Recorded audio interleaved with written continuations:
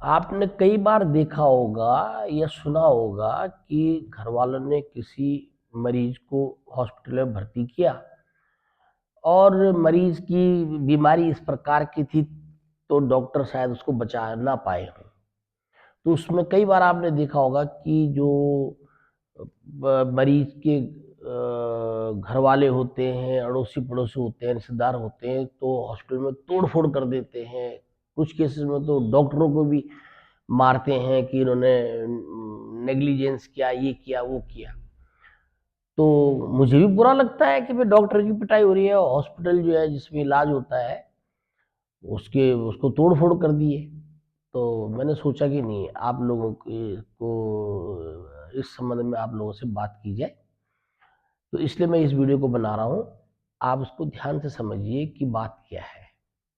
देखिए, हम सब भारतीय हैं और हमें ये पता है कि 90% से ऊपर लोग ये मानते हैं कि भाई ये जीवन मरण सब जो है वो किसके हाथ में है?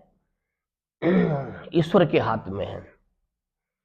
अब आप ये सोचिए कि मान लिया कोई व्यक्ति जा रहा है, उसका एक्सीडेंट हो गया। आजकल बहुत एक्सीडेंट हो रहे हैं, इसके ऊपर भी मैं अलग से आपका एक दिन बहुत बेहतरीन तरीके से वीडियो बनाऊंगा। और आपको सुनना है, सब्सक्राइब भी करना, आगे भी पहुंचाना है। इसकी आवश्यकता इस समय हिंदुस्तान में बहुत ज्यादा है। पता नहीं क्यों मेरे को लगता है कि हम अभी तक इतना भी नहीं सीख पाए कि गाड़ी कैसे चलानी है, किस प्रकार से रहना है। पर चलिए, खैर यहाँ सब्जेक्ट दूसरा है। तो हम जब मान लीजिए कोई एक्सीडेंट में मर गया है ना, चाहे वो यंग हो या वृद्ध हो, बहुत एक्सीडेंट होते हैं। तो हम अक्सर जब उस घर में जाते हैं जहां पर डेथ हो रखी होती है, तो अक्सर लोगों के मुंह से सुनते हैं कि बस ईश्वर की इतनी मर्जी रही होगी। और गीता में तो कृष्ण भगवान ने कहा ही है कि जो वस्तु बनी है दुनिया में एक दिवस नष्ट हो जाएगी, जो जन्मा है जग में प्यारे मृत्यु भी उसकी आएगी। तो ये हम मानते हैं। अब प्रश्न ये है कि जब हम ये कहते हैं कि इतना ही जीवन रहा होगा, हम उसको बहुत कह रहे थे कि मत जा मत जा, फिर भी वो गया और एक्सीडेंट हो गया और मर गया।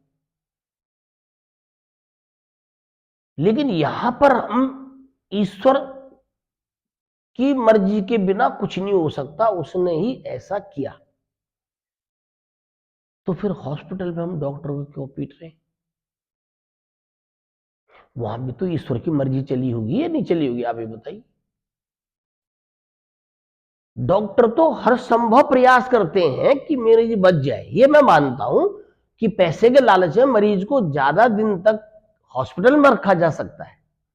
रखना उसको ऑर्डिनरी कमरे में, उसको आईसीयू में रख सकते हैं, ये मैं कह सकता हूं। लेकिन मैं ये नहीं मानता कि डॉक्टर कम प्रयास करेगा कि उसका मरीज बचे ना। ऐसा नहीं होगा, डॉक्टर पूरी प्रयास करते हैं। लेकिन फिर भी हॉस्पिटल को दोषी माना जाता है, डॉक्टर के साथ बदतमीजी की जाती है।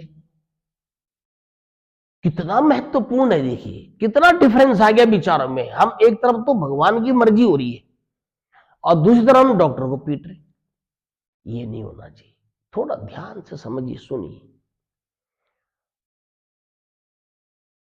और शिक्षा को बहुत महत्व दीजिए। आप लोग, बहुत सारे लोग बिल्कुल पढ़ते नहीं है, उनके लिए पढ़ाई है ही नहीं कुछ। वो कहते कि पढ़ाई बस कुछ नहीं है, ऐसा ही है।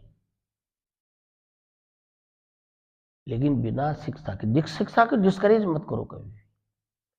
डॉक्टर ने कितना समय लगाया, कितना पैसा लगाया, वो बनता है डॉक्टर, मानव सेवा कर रहा है।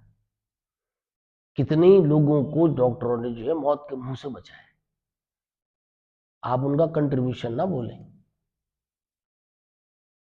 श्री अमिताभ बच्चन जी आपके सामने सबसे बड़े उदाहरण है। आज से 40-50 साल पहले कुली फिल्म में जब शूटिंग हुई थी तो सारे आते बाहर निकल आई थी। उनकी डॉक्टरों ने पूरी ताकत लगाई और आज सदी के नायक बने हुए।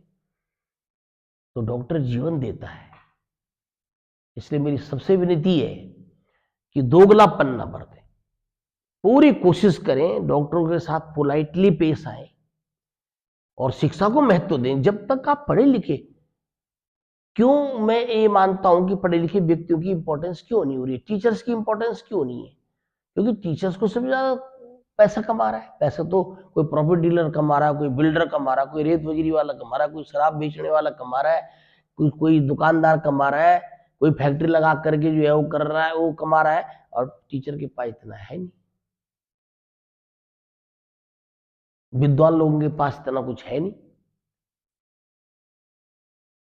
तो आपको ये वो नहीं करना, वहां भी ईश्वर की मर्जी होगी।